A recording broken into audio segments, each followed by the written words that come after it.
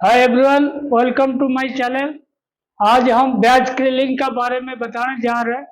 Simplest में जो ब्याज क्रिलिंग करेंगे वो किस हिसाब से करेंगे, किस प्रकार का कैलकुलेशन रहेगा, उसके बारे में बताने जा रहे हैं। और ये टॉपिक चालू करने से पहले एक चीज़ ध्यान रखिए, अपना चैनल का लाइक सब्सक्राइब फॉरवर्ड कीजिए और ज़्यादा से ज़्यादा लोग मेंबरशिप लेने की कोशिश कीजिए। चैनल के लिए भी और आप लोग के लिए भी फायदा होगा। तो बैच क्लिनिक जो होता है, मैंने एग्जांपल के लिए बता रहा हूँ। देखो इसमें ऑब्जेक्टिव्स क्या क्या है, बैच क्लिनिक में अपन फायदा क्या क्या है। सबसे पहले देखो, to get roving without sliver fishing. Batch cleaning में क्या होता है, एक साथ समझ लो 40 कैन काटे और 40 का मतलब स्लाइवर खींच के ड्राफ्टिंग लोन में जोन में लेंगे, फिर इसको फिशिंग करेंगे। इसमें क्या होता है, स्लाइवर फिशिंग नहीं होता। स्लाइवर फिशिंग होने से क्या होता है, वो धागे में आता है, डबल धागा आता है और ब्रेकेज होता है और बराबर स्लाइवर फिशिंग नहीं होगा, थिक प्लेसेस आएगा, ये सब बीमारी नहीं रहेगा। तो गेट मोर प्रोडक्टिविटी। और जो बीच बीच में एक एक डिब्बा खुलेगा ना, कारीगर बार बार जाएगा, डिब्बा लगाएगा, चालू करेगा, स्लाइवर फिशिंग भी करेगा और बार बार डिब्बा लगाएगा, तो उसमें बार बार फ्रिक्वेंटली मशीन बंद रहेगा।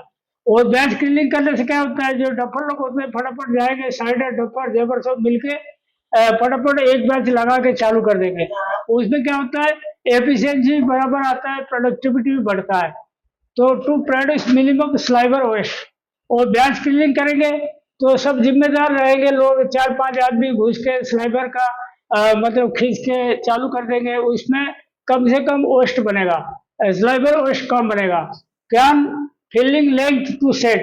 तो इसमें सबसे पहले कैन कितना लेंथ का फिल करोगे, मतलब भरोगे, उसी हिसाब से वो सही टाइम पे खुलेगा, हर शिफ्ट में खुलेगा, उसी हिसाब से करना पड़ता है। कैन फिलिंग के लिए लेंथ फिक्स करना पड़ेगा रैपिंग के हिसाब से।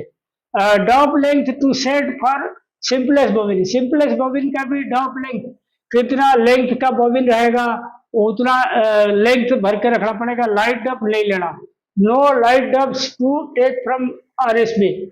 आरएसबी से नहीं लेना, सिंपलेस्ट में भी नहीं लेना light dub. Mark spindle number आज पर शिफ्ट टू क्लीन बैच।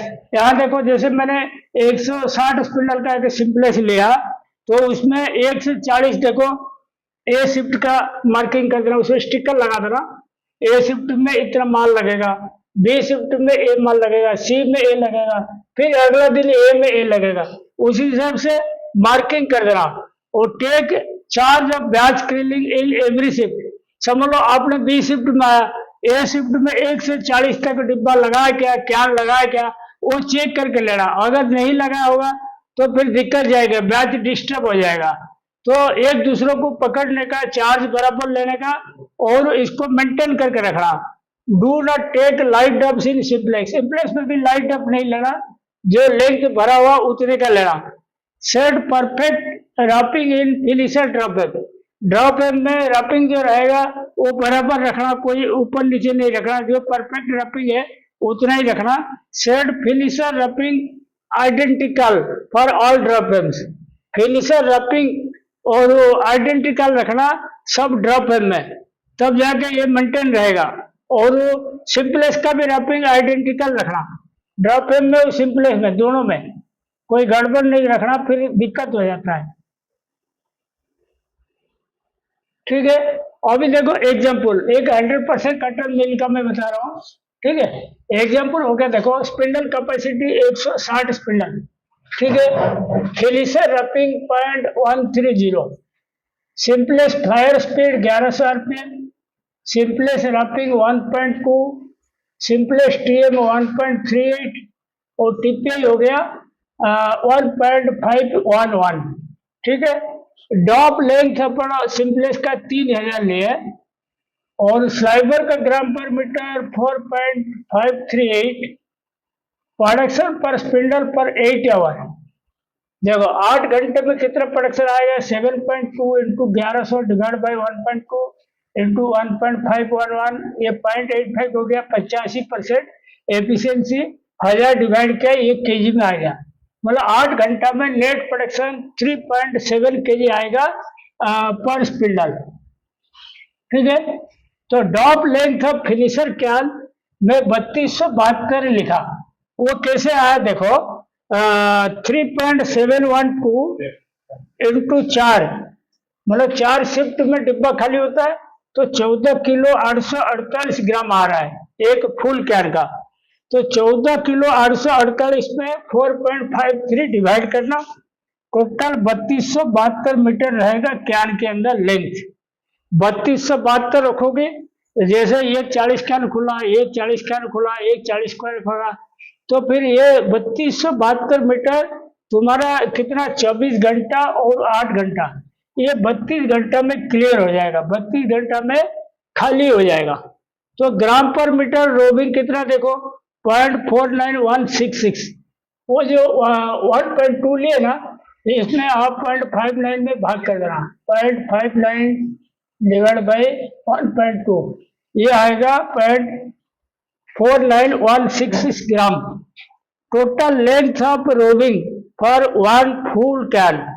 तो अगर इतना कैन में रखा है, कितना लेंथ आएगा रोबिंग का, तो इसमें क्या करोगे, मतलब 30,200 मीटर आया, तो इसको 0.49166 में डिवाइड कर देना। इसको डिवाइड कर दोगे, 3,200 मीटर का आपकी रोबिंग बनेगा। तो नंबर ऑफ डब कितना और फुल कैन, तो देखो फुल कैन हो गया कितना आपकी, 14 किलो 848 ग्राम। तो वो जो है उसमें फुल कैन में, और सिंपलेस्ट कैन कितना 3000 मीटर है, तो इसमें 3000 डिवाइड कर दोगे तो ये 10 डब आएगा, मतलब 10 डब आएगा। तो इस हिसाब से सेटिंग करोगे तो आपका कभी मतलब बैच डिस्टर्ब नहीं होगा। बराबर हर शिफ्ट में 40-40 कैन लगेगा। और ये इस हिसाब से सेटिंग किया गया कि 3272 मीटर का लेंथ रखोगे, बराबर 32 घंटा में खुल जाएगा। तो बराबर खुल जाएगा, तो उसी हिसाब से बैच लगाते रहेंगे। इसको मेंटेन करके रखोगे, आपका प्रोडक्टिविटी बढ़िया आएगा। आज का टॉपिक मैं यहीं पे समाप्त करता हूँ। Thank you.